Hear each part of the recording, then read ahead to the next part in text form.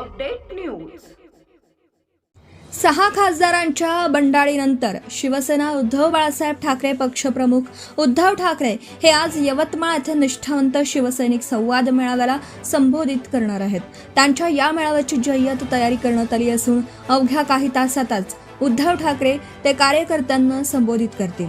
तसेच यवतमाळ वाशिमचे खासदार संजय देशमुख यांचा खरपूस समाचार घेणार असल्याचं बोललं जात आहे। या संवाद मेळाव्यासाठी निष्ठावंत शिवसैनिक मोठ्या प्रमाणात हजेरी लावणार आहेत।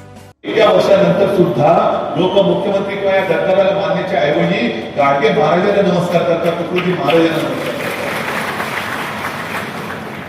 तुकडोजी महाराजांना सुद्धा राष्ट्रसंत म्हणतो, का म्हणतो आपण?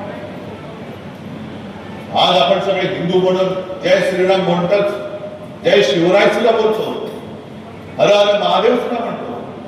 तसंच तुकडोजी महाराजांची जी काही भजनं होती त्या भजनात त्यांनी एक राष्ट्रभक्तीचं बीज उगवलं, ते या विदर्भामध्ये आहे। त्यांच्याकडे पैसा अमाप आहे, साधन सामुग्री अमाप आहे। आमच्याकडे काय आहे?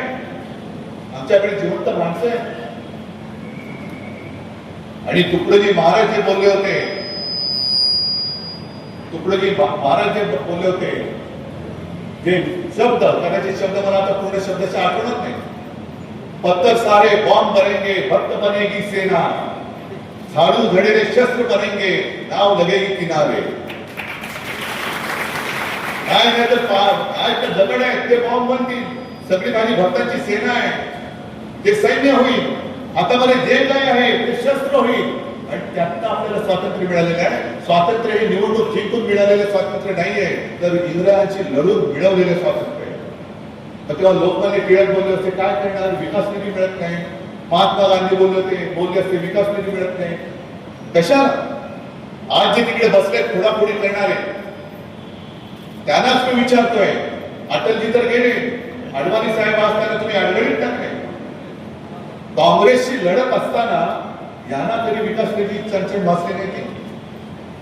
अटलजी आणि अडवाणीजी कधी जर त्यांनी असं म्हटलं होतं, आम्ही आता काँग्रेसमध्ये जातो कारण आम्हाला विकास निधीच मिळत नाही। Subscribe now and press the bell icon. Never miss an update.